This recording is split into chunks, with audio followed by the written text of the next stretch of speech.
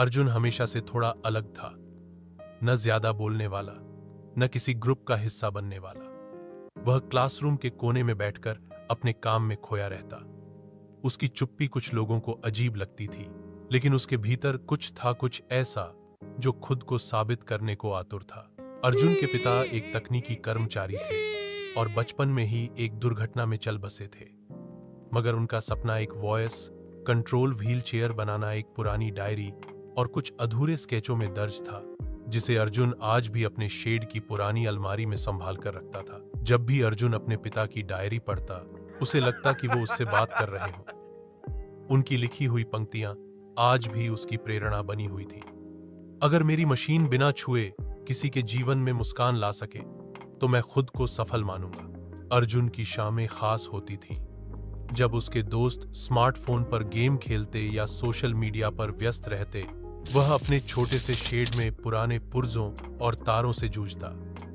उसके पास महंगे टूल्स या संसाधन नहीं थे, लेकिन जुनून भरपूर था। एक दिन स्कूल में घोषणा हुई, राज्य स्तर की नवाचार प्रतियोगिता आयोजित की जा रही है, जिसका विषय है समाज के लिए तकनीक। विजेता को छात्रवृत्ति और राज्य के नामी वैज्ञानिकों के सामने प्रेजेंटेशन का मौका मिलने वाला था।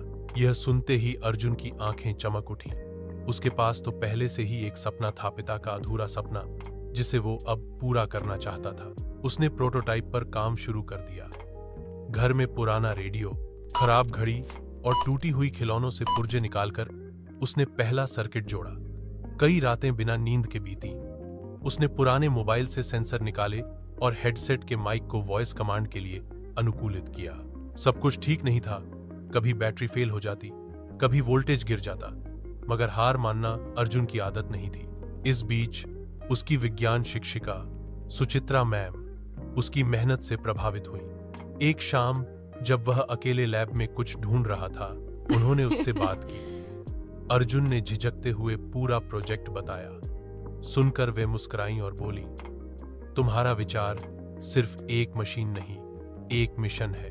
इसके बाद वे उसकी मेंटर बन गईं, प्रोजेक्ट के टेक्निकल हिस्सों में मदद करने लगीं और अर्जुन को आत्मविश्वास भी देने लगी। प्रतियोगिता का दिन आ गया। पूरे राज्य से चयनित छात्र एक बड़े हॉल में एकत्र हुए थे। अर्जुन का नंबर आखिरी था। मंच पर चढ़ते समय उसके हाथ कांप रहे थे और गला सूख रहा था। उसने गहरी सांस ली और कमांड दी, मूव फॉरवर्ड। व्हील चेयर बिना किसी स्पर्श के आगे बढ़ी। फिर टर्न लेफ्ट, स्टॉप और असिस्ट मोड ऑन।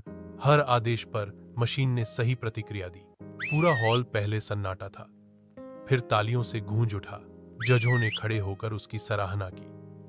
उसे पहला स्थान मिला, साथ ही एक नामी तकनीकी संस्थान से फेलोशिप और मशीन को अगली स्तर पर ले जाने का प्रस्ताव भी। मगर अर्जुन के लिए असली जीत वह थी जब उसने मां से पूछा, पापा को अगर पता होता तो। मां की आंखें भर आईं। उन्होंने अर्जुन को गले लगाते हुए कहा, तूने उन्हें फिर से जिंदा कर दिया। अर्जुन ने उस रात पिता की डायरी का आखिरी पन्ना खोला और उसमें नीचे लिखा, अब यह सपना तेरा है, इसे उड़ा दो पंख देकर। उसने हल्की मुस्कान के साथ डायरी बंद की। वह जानता था अब उसकी खुद की आवाज बन चुकी है, एक ऐसी आवाज जो भविष्य को दिशा देगी।